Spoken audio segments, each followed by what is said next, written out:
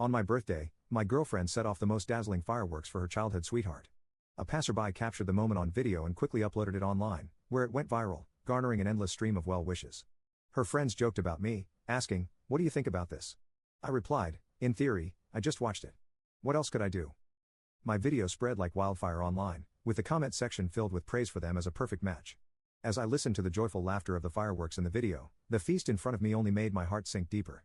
It was my birthday, and Isabella had promised to come home early to celebrate with me, but she called in the afternoon to say she had an unexpected engagement and would be late. I believed her and was still looking forward to celebrating my birthday with her when she got back. Little did I know, her engagement was to accompany her childhood sweetheart, Victor, in setting off fireworks. How ironic it was. In the video, Isabella's beautiful face, usually aloof and cold, was filled with laughter, and her eyes were full of tenderness as she looked at Victor. This was a smile I had never received. Before this, I thought she was just naturally not a smiling person, incapable of expressing affection. I laughed in self-mockery, unwrapped the cake, and ate in silence. The greasy sweet tasted right in my mouth, but suddenly, it felt pretty pointless. I took my phone and called Isabella. She answered quickly, and her voice was as cold as ever. "What's up?" As she spoke, I could clearly hear the sound of fireworks in the background. After a second of silence, I swallowed the cake in my mouth and asked calmly, "Where are you?" "At the office." "What's the matter?" She seemed to have moved away from the riverside, and the sound of fireworks was gone. Her voice was still calm, showing no signs of the panic one would expect in this situation. I glanced at the video on my tablet and felt even more disinterested. "Let's break up, you're making a fuss again," I sneered. "Browse the videos online more often, Miss Internet Celebrity." With that, I hung up the phone. Since I had proposed the breakup, I shouldn't stay at her place any longer. I looked at the untouched dishes on the table, got up, and went to the kitchen to find some containers to pack them up. Then I packed my belongings and took a taxi back to my small apartment, which I hadn't visited in a long time. After I graduated from university, my parents bought me a small apartment in the city. After getting together with Isabella, she always said that our homes were too far apart, and it was troublesome for us to commute between them, so she asked me to move in with her. Actually, the distance between these two houses was just the distance between her and me. We looked close, but our hearts seemed to be separated by the Pacific Ocean. Back in the long-lost small house, I tidied up simply and went to bed after washing up. The next day, I found only a few messages on my phone. "What's the matter with you now? Come back when you've calmed down. Don't be too willful." It seemed she came home last night and found out I had moved out. I didn't reply to her messages and just went about my own business. This kind of thing wasn't the first time it happened. Victor would call her whenever something was wrong. He would even ask her to accompany him when he was awakened by thunder at midnight and couldn't sleep. I had questioned her and quarreled and argued with her, but she said, "To people with a dirty heart, everything is dirty." Every time she abandoned me to go to Victor, she would send me roses afterward to appease me. I would continue to be deeply immersed in this relationship as if nothing had happened, but I'm tired this time. As I stepped out of the company after work in the evening, I saw her standing outside, dressed in a suit.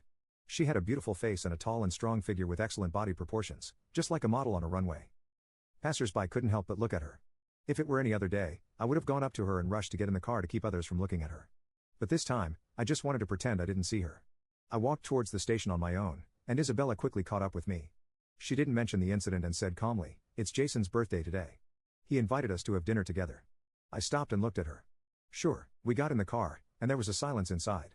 The wind blew in from outside the window, and I smelled the faint scent of jasmine. It was the scent of Victor. The scent wasn't too pleasant. On a whim, I asked, "Do you like the smell of jasmine?"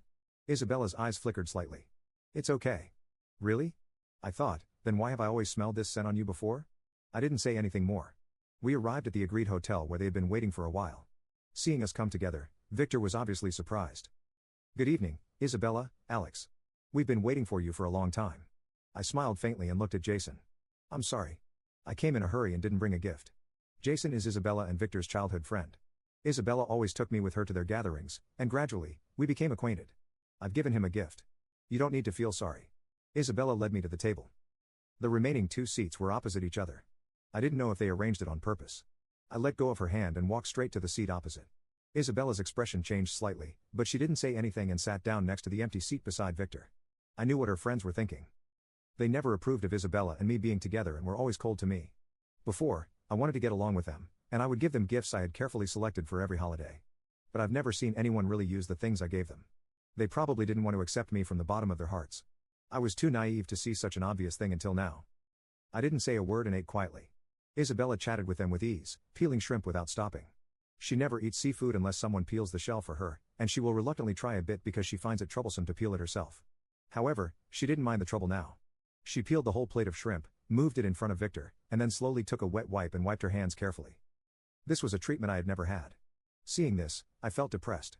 I decided to let her go, but I still felt sad when I really saw her like this. Jason also noticed her actions. He looked at my expression and nudged Isabella, teasing, "Don't favor one over the other. Peel some shrimp for your boyfriend too." Isabella seemed to realize it for the first time, looked at the empty plate on the table, and said, "Order another plate." "No." I took a sip of my drink and said calmly, "I don't like shrimp." "How about fish then?" "I don't like it." Isabella looked surprised, seemingly not expecting me to say this without hesitation. Meeting her gaze, I took a napkin and calmly wiped my mouth and stated, "I don't like anything you said." "Alex, are you angry?" Adrian said cautiously. "Why don't you eat this plate of shrimp?" "Please don't be angry with Isabella." Her tinted lip made me look like the bad guy. "How could I be angry? Please enjoy your meal. I just remembered I have some unfinished work, so I'll take my leave." With a calm smile, I picked up my bag, ready to leave. "Come on. Are you still upset about Isabella setting off fireworks for Victor?" Jason mentioned deliberately, his face filled with provocation. Hearing him bring this up, Victor spoke up. "I'm sorry, Alex. I was in a mood back then, and Isabella just wanted to cheer me up with that." "Isabella, you should apologize to Alex." Isabella frowned upon hearing this. "I just set off some fireworks. Why should I apologize?" Her words caused the atmosphere to freeze. Victor smiled subtly at me from where she couldn't see, as if silently declaring her possession over Isabella. It was laughable. The person who did wrong had no idea that she was in the wrong. Just like before, she never realized her own faults. She thought she could just casually appease me and move on from this. I smiled. "Yes. You're right. The fireworks were quite a spectacle. Keep it up next time." With that, I left without looking back. The moment I closed the door, I heard Victor's voice. "Isabella, go apologize quickly. Alex is obviously angry. Don't mind him. He'll be fine in a few days." Her words stabbed at me like a sharp sword. What on earth had I done before to make her so confident? I walked out of the hotel slowly. The cool breeze of the early autumn night was refreshing. I strolled along the bustling streets with couples passing by, their affectionate displays genuinely enviable. Before Victor came back, Isabella and I were just like them. We held hands tightly, unwilling to let go for fear of losing each other. So why did things turn out this way? I felt heavy breathing, a bit suffocated. Seeing an ice cream truck on the side of the road, I thought for a moment and bought an ice cream. The moment I got the ice cream, I suddenly remembered her words vaguely. "You know, you did something amazing today for not eating ice cream, but you still can't resist it." I took a bite in a daze, and it was salty. "Your ice cream tastes salty," I said to the ice cream truck owner, my voice trembling. The owner glanced at me and handed me a tissue. "Mister, maybe you need to wipe your tears first." I looked at my eyes blurred, and I realized that tears had fallen on the ice cream. No wonder it tasted salty. I sniffed, turned around, and went home. I received a message from Isabella as soon as I got home. "Have you arrived home?" I glanced at it and didn't reply. "Soon," she sent another message. "Everyone didn't have a good meal because of you today. Let's invite them to dinner another day." I still didn't reply to her. She seemed to have lost patience and called me directly.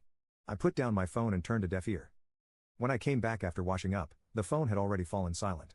Before going to bed, I absent-mindedly browsed through the WhatsApp statuses and unexpectedly saw a photo Victor posted 5 minutes ago.